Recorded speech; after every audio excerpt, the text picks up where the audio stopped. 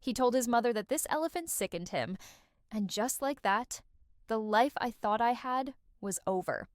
I was standing in the hallway of our immaculate Lincoln Park home, my hand hovering just inches from the bronze doorknob, when I heard it. My husband, Brandon, wasn't whispering. He was speaking with a casual cruelty that made my blood run cold, describing my body and my eating habits to his mother, Judith, as if I were some sort of repulsive exhibit at a zoo. I froze, my heart hammering against my ribs so hard I thought they might hear it through the heavy oak door. I waited for Judith to defend me, to tell him to stop, but instead, I heard that dry, rattling laugh of hers. She just wanted to know if he could stick it out a little longer. That's when Brandon dropped the second bomb. He assured her that he was patient. He said the prenup expired in exactly 6 months, and that once that date passed, he would file for divorce and take half of everything. He actually laughed about how easy it would be to cash out on my hard work. My name is Harper, and I didn't inherit a penny. I built a real estate empire in Chicago from the ground up, dealing with cutthroat contractors and navigating boardroom sharks while Brandon played the role of the supportive trophy husband. I paid for the roof over their heads, the luxury sedan in the driveway, and the designer clothes on Judith's back. Standing there in the hallway, listening to the man I loved reduce me to a paycheck and a punchline about my weight, something inside me shattered. But it wasn't my heart. It was my tolerance. I didn't burst into the room. I didn't scream or cry or demand an explanation. I slowly pulled my hand back from the door, careful not to make a sound on the hardwood floor. I walked downstairs to the kitchen, poured myself a glass of ice water, and watched the condensation drip down the side of the glass. The sadness was there, heavy and suffocating. But underneath it, a cold, familiar resolve was waking up. Brandon thought I was just a naive, overweight wife he could manipulate until payday. He forgot that I read contracts for a living. He forgot that I spot liabilities miles away. He wanted to play a game for my fortune? Fine. But he had no idea that while he was upstairs laughing, I was already rewriting the rules. If you want to see exactly how a woman destroys the man who underestimated her, you're going to want to stick around for this story. Walking back into that room was the hardest thing I've ever had to do. After hearing Brandon describe me as a repulsive animal, I had to wash my face, put on a mask of indifference, and walk right into the lion's den for dinner. The smell of the roast chicken I had paid for, cooked in the oven of the house I had bought, suddenly made me nauseous. I sat at the head of the table, the spot I earned with 80-hour work weeks, while Brandon and Judith sat on either side, acting like nothing had happened. Watching Brandon eat was a torture I hadn't anticipated. Every time he raised a fork to his mouth, I remembered his voice from the hallway calling me disgusting. But there he was, smiling that charming, boyish smile that had fooled me for 3 years, complimenting the food, asking about my day. He had the nerve to reach out and squeeze my hand over the table, his skin warm against mine, and for a split second I wanted to vomit. He told me I looked tired and suggested I should rest more, maybe take a step back from the business. It was such a calculated performance. He was trying to keep the cash cow calm and docile until the clock on the prenup ran out. I looked at Judith. She was picking at her salad, her eyes darting around the room, assessing the furniture, the art, the crystal glasses. I realized then that she wasn't looking at my home. She was looking at her future inventory. She asked me if I'd thought about redecorating the guest wing, implying that it wasn't quite up to her standards. I remember simply nodding, forcing a piece of bread down a throat that felt like it was closing up. I wanted to scream. I wanted to flip the table and tell them to get out. But I stayed silent. The silence was my shield. If I reacted now, I'd lose the element of surprise. And I needed that surprise, because I knew this wasn't just about a divorce. This was a siege. That night, lying in bed next to him, the air in the room felt heavy, suffocating. He was snoring softly, the sleep of the innocent, or the arrogant. I stared at the ceiling, tracing the shadows, and my mind started rewinding our entire relationship. I started seeing the cracks I had plastered over with love and denial. I remembered the subtle digs about my appearance disguised as concern for my health. I remembered how he would forget his wallet on our first few dates, or how he convinced me that his startup failed because of bad luck rather than his own incompetence. I realized I hadn't just married a man who fell out of love with me. I had married a parasite who had been feeding on my insecurities from day one. The real crack in the facade, though, happened at 2 in the morning. Brandon's phone buzzed on the nightstand. He was in a deep sleep, dead to the world. Usually I respected his privacy. I was the confident, secure wife who didn't snoop. But that wife died in the hallway earlier that evening. I reached over and carefully, so carefully, slid his phone off the charger. I didn't know his passcode, but I didn't need to unlock it to see the notification glowing on the lock screen. It wasn't a text from a friend. It wasn't an email about a job. It was a transaction alert from a credit card app I didn't recognize. A bank I didn't bank with. It was a notification for a charge of $400 at a high-end jewelry store downtown, time-stamped for that afternoon. My heart hammered against my ribs. We had joint accounts, sure, but we were transparent about our finances. Or so I thought. This was a secret account. A secret life. I put the phone back exactly as I found it, my hand trembling, not with fear, but with a cold, sharp rage. He wasn't just waiting for the prenup to expire to take my money. He was already spending it on someone else. And if he was hiding a credit card, what else was he hiding? I looked at his sleeping face, so peaceful in the moonlight, and I knew I wasn't just dealing with a cheater. I was dealing with a stranger. And I needed to know exactly who he was before I destroyed him. The next morning, I left the house before Brandon or Judith even stirred. I needed to be in my element. I needed the steel and glass of my office, the smell of coffee and toner, the place where I was the boss, not the elephant. I drove into the city with a singular focus. The sadness from the night before had evaporated, replaced by the kind of hyper-focus I usually reserved for closing multi-million-dollar commercial deals. I sat at my desk and called the one person I knew could dig up dirt better than anyone, a private investigator named Reynolds, who my firm used for background checks on shady contractors. I didn't tell him it was personal at first, but Reynolds is sharp. When I gave him Brandon's name and social security number, the pause on the other end of the line told me he understood. I told him I needed everything. Bank accounts, movements, call logs, associates. I told him money was no object, but speed was everything. Waiting for that report was agonizing. I spent the next 2 days playing the role of the dutiful wife. I cooked. I listened to Judith complain about the weather. I let Brandon kiss me on the cheek before he went to his consulting gigs, which I now suspected were nothing of the sort.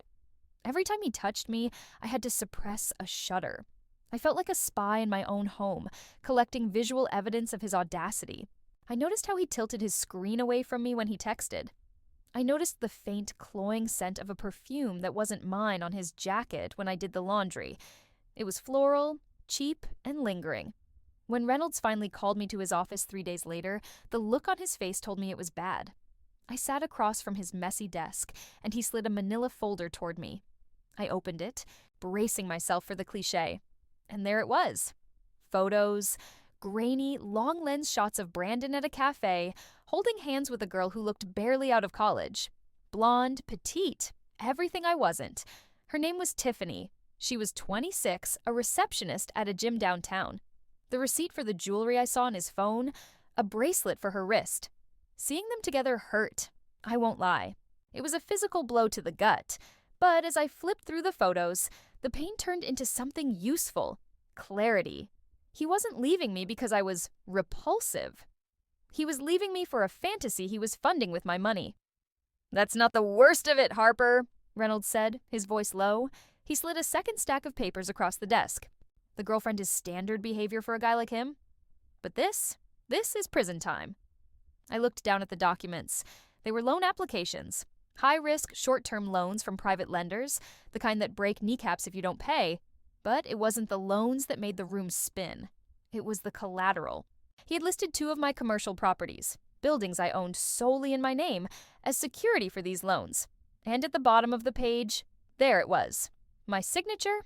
It was a good forgery, I'll give him that. He must have practiced it for weeks. But the loops on the H were slightly too wide. I stared at the ink, and the world shifted on its axis. This wasn't just a bad marriage anymore. This was grand larceny. This was fraud.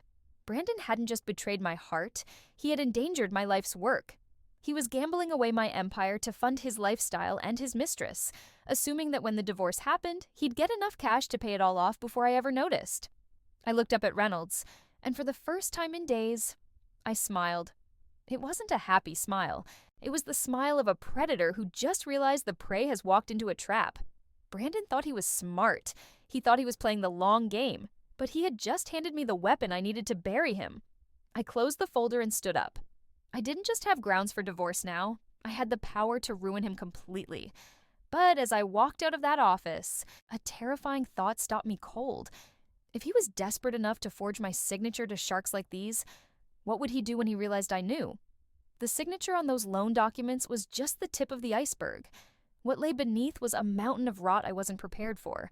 After leaving Reynolds' office, I didn't go home. I couldn't. The idea of breathing the same air as Brandon made my skin crawl.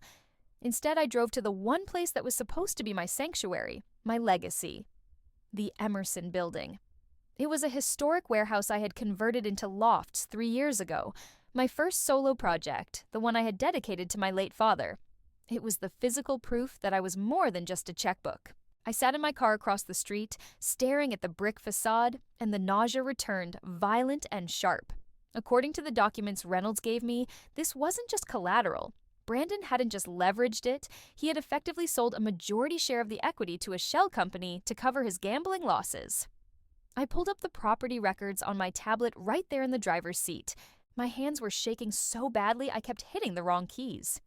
When the deed finally loaded, I saw it. The transfer was dated 2 months ago, but the true horror wasn't the theft. It was the malice. I dug deeper into the digital paper trail Reynolds had started for me, accessing a shared cloud account Brandon thought he had unlinked from my iPad.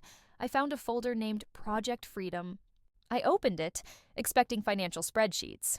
Instead, I found chat logs between Brandon and Judith. Reading them was like drinking poison. They weren't just planning to take my money, they were planning to destroy my sanity.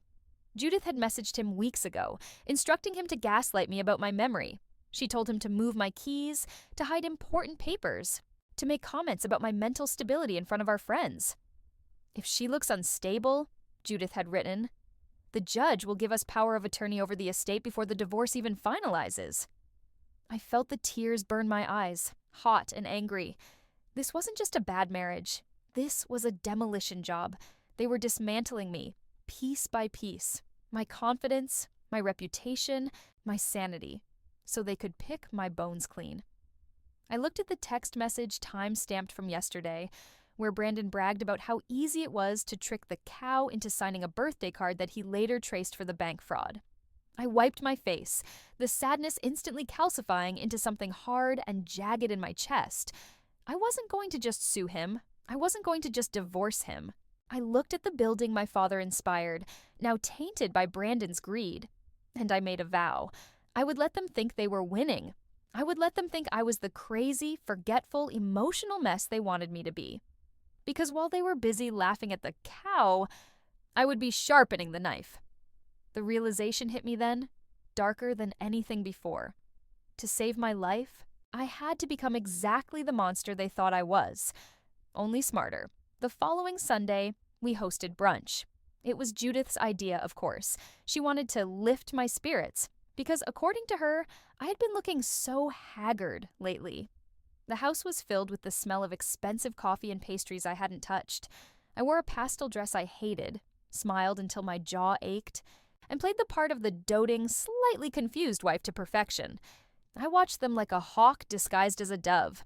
Brandon was holding court in the living room, a mimosa in one hand, telling a story to a neighbor about his investment strategies. I walked over to refill his glass, my movements slow and deliberate. I needed him comfortable. I needed him arrogant. "You're doing so well, sweetie," I said, my voice dripping with false admiration. "I don't know how you handle all that stress with the consulting." Brandon beamed, puffing out his chest. He loved being the smartest person in the room, especially when he thought I was the dumbest. Judith was nearby, rearranging my flowers because apparently I couldn't even do that right.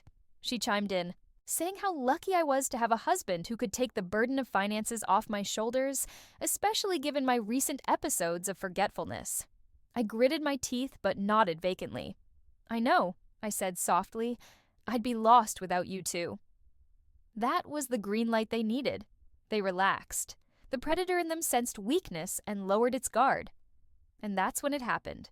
We were clearing the plates. The guests had moved to the patio. It was just me, Brandon, and Judith in the kitchen.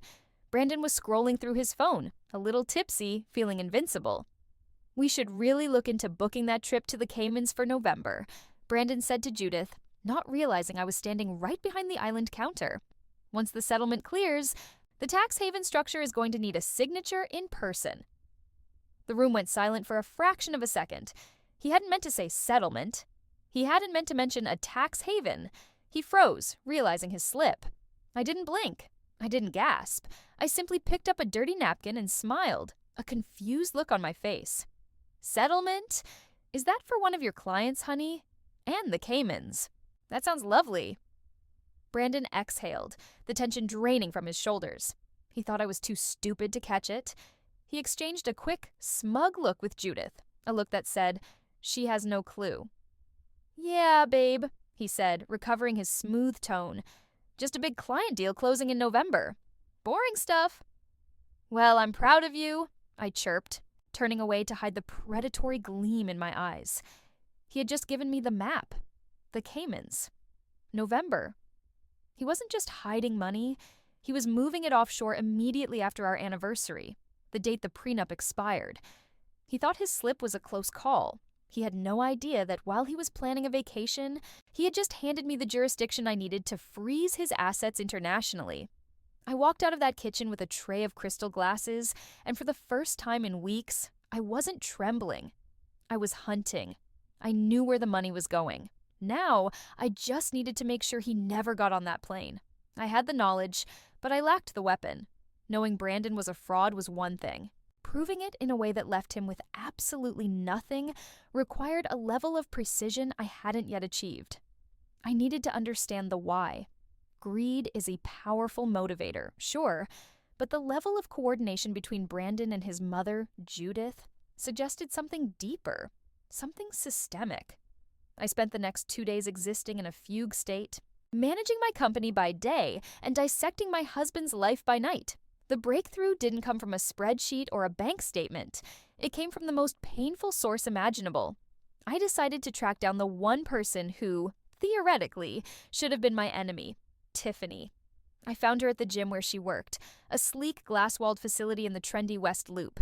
I sat in my car for 20 minutes, watching the entrance, my hands gripping the steering wheel until my knuckles turned white. I wasn't there to claw her eyes out. I wasn't there to make a scene. I was there to close a deal. When she finally walked out for her lunch break, looking young and vibrant in her workout gear, a pang of insecurity hit me hard. She was everything Brandon said I wasn't. But I swallowed that bile, adjusted my silk scarf, and stepped out of the car. Approaching her was surreal. The air smelled of exhaust fumes and the roasted coffee from the cafe next door. When I introduced myself, the color drained from her face so fast I thought she might faint right there on the sidewalk. She tried to back away, stammering, looking for an escape route, but I blocked her path, not with aggression, but with a calm that terrified even me. I told her I knew everything. I told her about the jewelry, the dinners, and the lies. But then I told her something she didn't know. I told her about the loans taken out in my name. I told her that Brandon was gambling with money that didn't exist. We ended up in a quiet corner of the coffee shop. I bought her a latte, which she didn't touch. Watching her, I realized she wasn't a villain. She was just another localized disaster in Brandon's path. As I laid out the facts, the prenup, the fraud, the impending divorce, her resistance crumbled. She started to cry, quiet, terrified sobs that drew stares from the other tables. She confessed that Brandon had promised her they would be together officially in 6 months.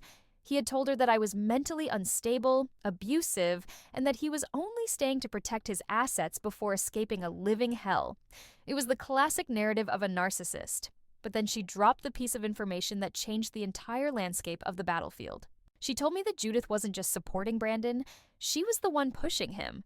Tiffany admitted that she had overheard phone calls where Judith was coaching Brandon on how to hide assets. Apparently, Judith had lost her own fortune years ago in a bad investment scheme and was using her son to claw her way back into high society using my money. Brandon wasn't just a greedy husband, he was a puppet dancing on his mother's strings. But the real twist, the thing that made my blood run cold and then boil with a new kind of heat, was when Tiffany reached into her bag. She told me she had something she was supposed to delete. Brandon had given her an old laptop of his to use for school, wiping it clean, or so he thought. She hadn't wiped it yet. She handed me a flash drive. She said there were folders on there she didn't understand, files with names that sounded like offshore accounts and shell companies. I looked at the small silver drive in my hand. It felt heavy, like it contained the weight of the world. Tiffany looked at me with red-rimmed eyes and asked if she was going to go to jail. I told her that depended entirely on her next move. I told her to keep seeing him. I told her to act like nothing had changed. I needed her to be my eyes and ears on the inside for just a few more days. She nodded, terrified but willing. I had turned his fantasy girl into my greatest asset. Driving back to my office, I plugged the drive into my secure laptop. What I found wasn't just financial data, it was a roadmap of premeditated theft. There were drafts of emails to realtors in the Cayman Islands dated 2 years ago. This wasn't a sudden crime of opportunity. Brandon had been planning to loot my estate since our first anniversary. He had been smiling at me across the dinner table, planning my financial murder for years. The sadness I had been carrying, that heavy, wet blanket of grief, finally evaporated. In its place was a crystalline clarity. I knew why he was doing it. I knew who was pulling the strings. And now, thanks to the girl he thought was his plaything, I had the digital fingerprints to prove it all. But proving it wasn't enough. I needed to crush the plan so completely that he would never recover. I looked at the calendar. It was Monday. I decided that by Thursday, Brandon wouldn't just be single, he would be homeless. But to do that, I had to make the hardest sacrifice of my career. I had to burn down the castle to kill the king. The decision to sell the house wasn't impulsive. It was strategic amputation. That house in Lincoln Park was the symbol of everything I had achieved. But it was also the battlefield where I was losing. As long as we lived there, Brandon felt secure. He felt like the master of the manor. To destabilize him, I had to pull the ground out from under his feet. Literally. I spent Tuesday and Wednesday operating in a state of high-functioning deception that would have won me an Oscar. I went to work as usual, but instead of reviewing construction sites, I was meeting with Margaret, my fiercest ally and business partner, and a shark of a real estate attorney named Evelyn. We met in a soundproof conference room, the blinds drawn, the air thick with the scent of expensive leather and ruthless ambition. I told them everything. I didn't hold back a single humiliating detail about the elephant comment or the fraud. Margaret, who had always looked at Brandon with a suspicious side-eye, didn't say, "I told you so." She simply asked how much I wanted to hurt him. I told her I wanted him to have nothing. I wanted the scorched earth policy. Evelyn drafted the papers. The plan was audacious. Because the house was solely in my name, a precaution my late father had insisted on, thank God, I could sell it without Brandon's signature. The trick was doing it without him noticing the "for sale" sign.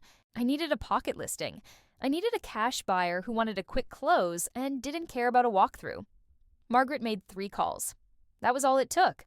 By Wednesday afternoon, we had a buyer, a tech CEO relocating from San Francisco who wanted a turnkey property and was willing to pay a premium for speed. The closing was set for Thursday at 2:00 p.m. The wire transfer would go directly into a new, irrevocable trust that Evelyn had set up that morning, a trust Brandon couldn't touch, couldn't see, and certainly couldn't drain. The hardest part was going home those 2 nights. I had to pack my life away right under his nose. I started moving small things first. Jewelry, documents, sentimental items, hiding them in the trunk of my car each morning. I felt like a thief in my own bedroom. Every time Brandon walked into the room, my heart would hammer a frantic rhythm against my ribs, but I forced my breathing to remain steady.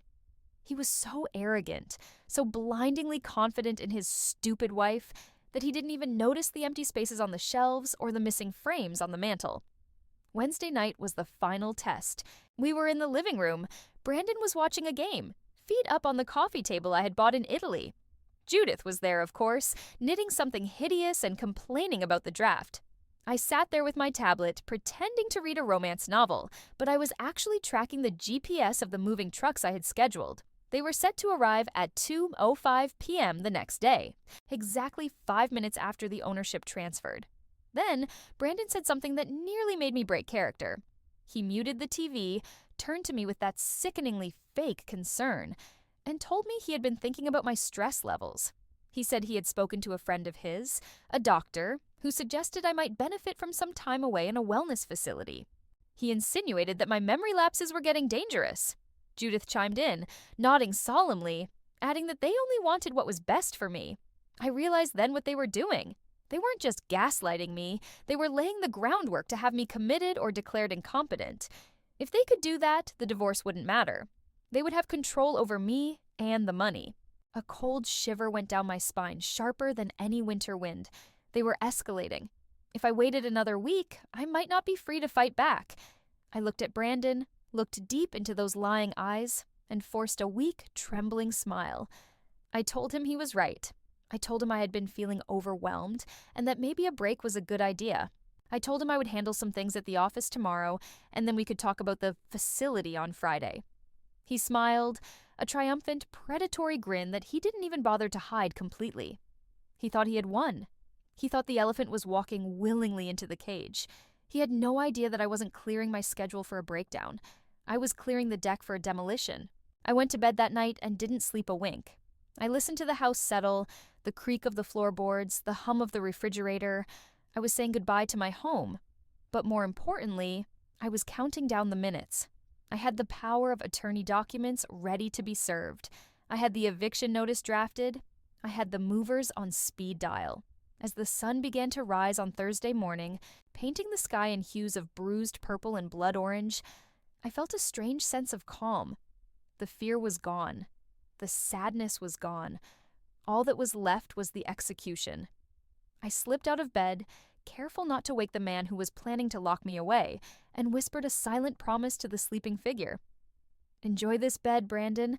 It's the last time you'll ever sleep in luxury."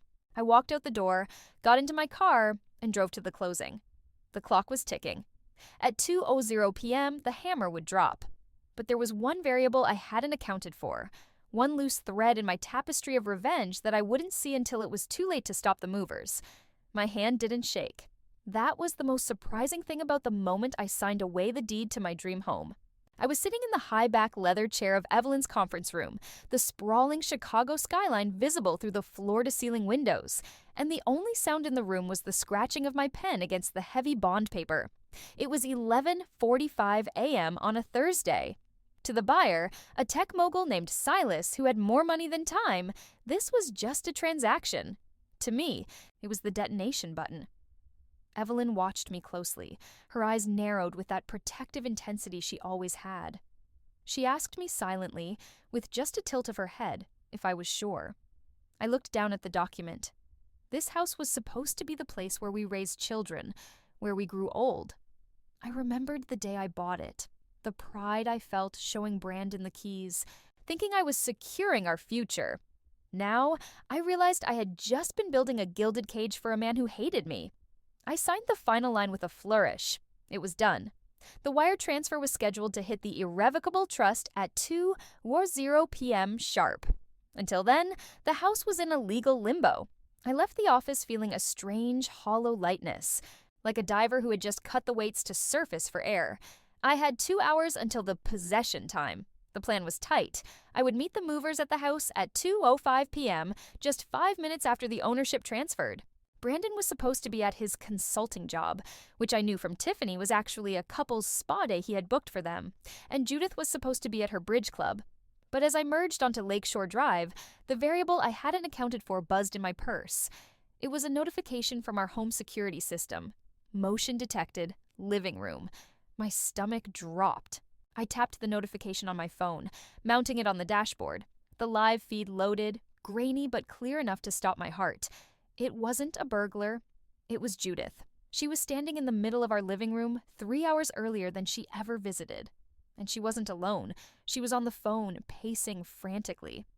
I turned up the volume on the feed, straining to hear over the hum of the highway. Her voice was tinny and distorted, but the panic in it was unmistakable. She was telling someone, Brandon, it had to be Brandon, that something was wrong. She was saying that the house felt empty. I cursed under my breath, gripping the steering wheel until my knuckles turned white. In my stealthy packing over the last 2 nights, I had cleared out the credenzas and the decorative shelving, leaving only the large furniture.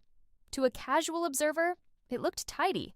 To Judith's predatory eyes, it looked like an evacuation. Then, I saw her do something that made my blood freeze. She walked over to the hallway closet, the one I had locked, the one containing the 20 boxes of my personal files, jewelry, and clothes I was taking with me. She jiggled the handle. Locked. She didn't give up. She reached into her oversized purse and pulled out a spare keyring. I had forgotten she had a key to the interior doors. Brandon must have given it to her when they were organizing the house while I was at work months ago. She opened the door. I watched on the tiny screen as she gasped. She started ripping open the top box. She pulled out my deed documents, my jewelry cases, the things I was supposed to smuggle out in the chaos of the move. She held them up to the light, and then she started screaming into the phone. She was telling him to come home now. She was telling him that the cow was running away. I slammed my foot on the accelerator. The timestamp on the dash read 12:30 p.m. I was 30 minutes away in traffic. The closing funds wouldn't clear until 2:00 p.m. If Brandon got there before the money transferred, if he realized the house was sold, he could call the title company. He could claim spousal fraud. He could file an emergency injunction to stop the sale. He could freeze the assets before they ever hit my safety net. The drive was a blur of honking horns and blurred brake lights. My mind raced through scenarios. I needed to stall. I needed to keep them distracted for 90 minutes. If I could just get to 2:00 p.m., the house wouldn't be mine anymore. The money would be safe, and I could burn it all down. But if he stopped the sale, I would be trapped in the marriage, trapped in the house, with him knowing I had tried to escape. He would destroy me. The gaslighting would turn into full-blown imprisonment. I pulled into the driveway at 1:15 p.m. My tires screeched on the pavement. I didn't see Brandon's car yet. Thank God. I burst through the front door, trying to compose my face into a mask of confusion, but Judith was already waiting for me in the foyer like a gargoyle. She had dumped one of my boxes onto the floor. My personal papers were scattered across the marble tiles. She didn't even say hello. She just pointed a manicured finger at me, her face twisted in a mask of triumph and rage. She accused me of stealing.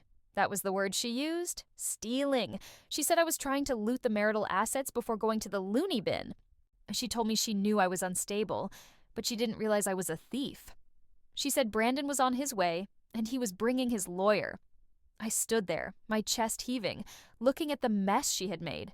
The old Harper, the one from a week ago, would have cried. She would have apologized. She would have tried to explain. But standing there, surrounded by the debris of my life, I felt a strange calm wash over me. I checked my watch. 1:20 p.m. 40 minutes. I'm just organizing Judith. I lied, my voice steady, though my pulse was thundering in my ears. I'm preparing for the wellness center. I wanted to put my things in storage so they wouldn't be a burden. She laughed. It was a cruel barking sound. She told me to cut the act. She said she saw the labels on the boxes. Title deed, passports, cash. She moved between me and the door, crossing her arms. She said I wasn't going anywhere until Brandon arrived. She was holding me hostage in my own home. The next 30 minutes were the longest of my life. I moved to the kitchen to get water. She followed me. I went to the window to look for the movers. She stepped in front of me. She kept checking her phone, giving me updates on Brandon's ETA like a countdown to my execution. 10 minutes away. 5 minutes away. I leaned against the kitchen island, watching the digital clock on the microwave. 1:55 p.m. You know, Judith said, sneering at me from across the island, Brandon never loved you. You know that, right? He was embarrassed by you. We all were. I looked at her, really looked at her for the last time. I saw the fear behind her eyes. She wasn't protecting Brandon. She was protecting her meal ticket. She was terrified that if I left, the gravy train would derail. I know, Judith, I said softly. I know everything. Her eyes widened slightly at my tone. It wasn't the tone of a victim. Then I heard it. The roar of an engine. Brandon's Porsche swung into the driveway, tires crunching on the gravel. He was driving fast, reckless. I looked at the microwave clock. 1:58 p.m. 2 minutes. I just needed 2 minutes. The front door slammed open. Brandon stormed in, his face red, sweat beading on his forehead. He looked from Judith to me, then to the boxes scattered on the floor. He didn't look like a husband concerned for his wife's mental health. He looked like a man whose safe was being cracked. He started shouting before he even reached the kitchen. He demanded to know what I thought I was doing. He demanded the keys to my car. He reached out to grab my arm, his grip bruising. "Sit down, Harper," he spat. "You're having an episode. We're calling the doctors now." I pulled my arm away, stepping back toward the patio doors. "I'm not having an episode, Brandon." He lunged for me again, but a sound from outside stopped him. A loud, heavy, mechanical beeping. Beep, beep, beep. We all froze. The sound of air brakes hissing filled the silence. Brandon turned to look out the window. His jaw dropped. A massive moving truck was backing into the driveway, blocking his Porsche in completely. And behind it, a sleek black sedan pulled up to the curb. I felt my phone buzz in my pocket. A single vibration. I didn't need to look at it to know what it said. Wire transfer received. Transaction complete. It was 2:00 p.m. I looked at Brandon, then at Judith. The fear in the room had shifted. It wasn't radiating from me anymore. "What is that truck?" Brandon whispered, the color draining from his face. "Harper, what did you do?" I picked up my purse from the counter, walked past him, and opened the patio door, letting the fresh afternoon breeze fill the stagnant house. "I didn't do anything, Brandon," I said, my voice ringing clear and strong for the first time in years. "I just sold the house, and the new owners, they're here." The look on his face, total, incomprehensible shock, was worth every penny of the commission. But the war wasn't over. I had dropped the bomb, but now I had to survive the explosion. The sound of Brandon's voice cracking was a symphony I hadn't realized I was dying to hear. He was standing in the middle of the foyer, his face a mottled mix of purple rage and pale terror, screaming at a man in a navy blue suit who had just walked through the open door. That man was Mr. Henderson, the attorney for the tech CEO who had just bought my house. Behind him, 3 large movers in uniform were already sizing up the grandfather clock. It was chaotic, loud, and absolutely beautiful. Brandon tried to block the movers, puffing out his chest, yelling that this was his house, that his wife was having a mental breakdown, that they were trespassing. Judith was right behind him, screeching like a banshee, clutching her purse as if the movers were there to steal her knitting needles. I didn't move. I leaned against the doorframe of the kitchen, watching the scene unfold with a detachment that scared me. This was the moment I had feared for years. The confrontation, the yelling, the violence. But now that it was here, I felt nothing but a cold, hard clarity. Mr. Henderson was calm, professional, and brutal. He held up a digital tablet displaying the deed transfer, time-stamped 2:00 p.m. He told Brandon firmly that as of 5 minutes ago, he was a guest on private property, and that if he didn't step aside, the police officers waiting in the patrol car at the end of the block would be invited inside to escort him out. That shut Brandon up. The mention of police made him freeze. He looked at the lawyer, then he looked at the movers, and finally, he turned his head slowly to look at me. The arrogance was gone. In its place was a dawning horror. He realized this wasn't a tantrum. This was a coup. He walked over to me, stepping over the scattered papers Judith had thrown on the floor earlier. He lowered his voice, trying to channel that smooth, manipulative tone that had controlled me for so long. He told me I had made a terrible mistake. He said he could fix this, that we could call the lawyers and undo the sale, that he would forgive me for this lapse in judgment if I just stopped the madness right now. He reached out to touch my shoulder. I took a half step back. That small movement, that refusal of his touch, felt like severing an anchor chain. "I didn't make a mistake, Brandon," I said, my voice steady enough to cut glass. "And you're not going to fix it. You're going to leave." He narrowed his eyes, the mask slipping again. He hissed that I couldn't just kick him out, that we were married, that half of this money was his. He said he would drag me through court for years. He said he would tell the judge I was insane. "Like you told Judith?" I asked. The color drained from his face. I pulled my iPad from my bag. I didn't shout. I didn't make a scene. I just tapped the screen and turned it toward him. It wasn't the deed to the house. It was the chat log from Project Freedom. The messages where they called me an elephant. The messages where they planned to have me committed. The messages where Judith told him to increase my medication to make me groggy before legal meetings. Judith, who had crept up behind him, gasped. She looked like she had seen a ghost. I know about Tiffany, I continued, swiping to the next image, the photos Reynolds had taken. I know about the bracelet. I know about the consulting trips. Brandon opened his mouth to speak, probably to lie, but I didn't let him. I swiped again. This time, it was the PDF of the loan documents with my forged signature. And I know about the fraud. Brandon, I know you forged my name to borrow $500,000 from loan sharks using my commercial properties as collateral. The silence that followed was deafening. The movers were still working in the background, the sound of tape guns and shuffling boots filling the air. But in our little circle, the world had stopped. Brandon looked at the document, then at me. He looked like a man who had walked into a room expecting a pillow fight and found a firing squad. That's a felony, I said softly. Grand larceny, fraud, identity theft. My lawyer, Evelyn, has the forensic handwriting analysis. She also has the contact information for the district attorney. They are expecting a file from me by 5:00 p.m. today. Brandon started to shake. Genuine, physical tremors. He looked at Judith for help, but she was backing away, distancing herself from the sinking ship, her eyes wide with self-preservation. Harper, wait, he stammered, his hands held up in surrender. Baby, please, it was. I was in debt. I was going to pay it back. You can't send me to jail. I'm your husband. You're not my husband, I corrected him. You're a liability. I reached into my bag and pulled out a thick envelope. I tossed it onto the kitchen island. It landed with a heavy thud. Those are divorce papers, I said, uncontested. You waive rights to the house, the business, and any spousal support.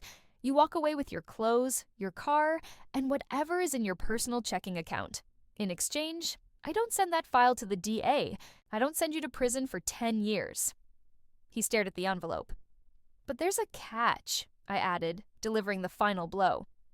The loan sharks, the ones you borrowed from, they're going to want their money, since the properties you used as collateral are in my name, and the signatures are forged. They can't touch my buildings, which means they're going to come looking for you personally. I leaned in closer, looking him dead in the eye.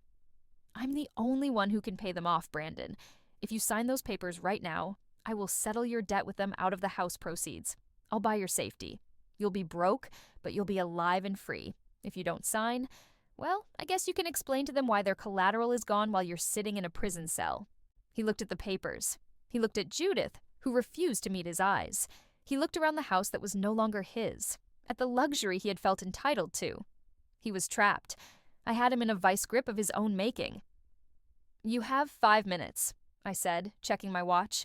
The movers need this island cleared. Brandon didn't argue. He didn't fight. The air had gone out of him. He looked small. He looked pathetic. He picked up the pen from the counter with a trembling hand. As he bent down to sign away his life, I didn't feel triumph. I felt a massive, crushing weight lift off my chest. I watched the ink flow onto the paper, outlining the end of an era and the start of my life. He finished signing and looked up at me, his eyes wet with tears of self-pity. What am I supposed to do? He whispered. Where am I supposed to go? I don't know, I said, picking up the papers and sliding them back into my bag. But you can't stay here. I turned to the movers and pointed to the boxes of his stuff I had left on the curb earlier. You can take those out now. Brandon walked out of the house like a ghost. Judith followed him, scurrying like a rat, not even looking back at me. I stood in the center of the emptying foyer, the front door wide open, letting the sunlight pour in. The house was loud with the sound of strangers, but for the first time in 3 years, it was finally quiet in my head. I had won. But as I watched his car back out of the driveway for the last time, I realized that winning wasn't the end. It was just the ground zero for rebuilding. The first night in my new penthouse overlooking Lake Michigan was the quietest night of my life. I sat on the balcony, wrapped in a cashmere blanket, watching the city lights of Chicago dance on the black water. There was no Judith criticizing my choice of wine. There was no Brandon checking his watch, plotting his next lie. There was just the wind, the distant hum of traffic, and the notification on my phone that the wire transfer from the house sale had cleared. I was alone, yes, but for the first time in years, I wasn't lonely. I was free. Recovery didn't happen overnight. You don't spend 3 years sleeping next to an enemy without developing some battle scars. For the first few weeks, I would wake up in a panic, reaching for a set of keys I thought were missing or checking my bank accounts at 3:00 a.m. to make sure the numbers hadn't vanished. The trauma of the gaslighting lingered like a ghost. I had to relearn how to trust my own memory. I had to remind myself that when I put my glasses on the nightstand, they would still be there in the morning because there was no one there to hide them. 6 months have passed since that day in the foyer. The dust has settled, and the landscape of my life looks very different. I kept my promise to Brandon, mostly. I paid off the loan sharks using the proceeds from the house. It cost me a fortune, nearly a third of the equity, but it was the price of a clean break. I bought his life, and in exchange, I took his future. Reynolds, my PI, sent me a final update last week. I didn't ask for it, but I think he knew I needed the closure. Brandon is living in a 2-bedroom apartment in the suburbs. Not the nice suburbs, but the ones near the airport where the planes rattle the windows every 4 minutes. And the best part? He's not living alone. Since Judith was cut off from my finances and had burned bridges with her other relatives, she had nowhere to go. They are living together. Reynolds told me the neighbors complain about the shouting matches. Apparently, Judith blames Brandon for losing the golden goose, and Brandon blames Judith for pushing him too hard. It's a personal hell of their own making. 2 narcissists trapped in a small box with no one to manipulate but each other. As for Tiffany, she surprised me. She testified to the authenticity of the laptop files during the divorce mediation, ensuring the settlement was ironclad. She didn't want money, she just wanted out. I heard she moved back to Wisconsin to finish her degree. She was young and stupid, but she wasn't malicious. She was just another victim of Brandon's charm. And I hope she finds someone real next time. My business has never been better. The Emerson building is fully leased, and I just broke ground on a new commercial complex in the West Loop. I walk into meetings now with my head high. I don't wear the shapeless suits I used to hide in. I wear bold colors. I speak up. I don't apologize for taking up space. The most profound change, however, happened internally. I thought a lot about that word he used. Elephant. He meant it as an insult to my body, a way to make me feel heavy and unwanted. But I've been reading about elephants. They are matriarchal, they are fiercely protective, they are intelligent, and they have memories that span decades. They are unstoppable when they decide to move. He was right. I am an elephant. I remembered every slight, every lie, every dollar stolen. And when the time came, I used my weight not to hide, but to crush the threat to my survival. I turned his insult into my totem. Yesterday, I walked past the old house in Lincoln Park. The new owners have painted the door red and planted new hedges. It looked beautiful. It looked like someone else's life. I didn't feel a pang of loss.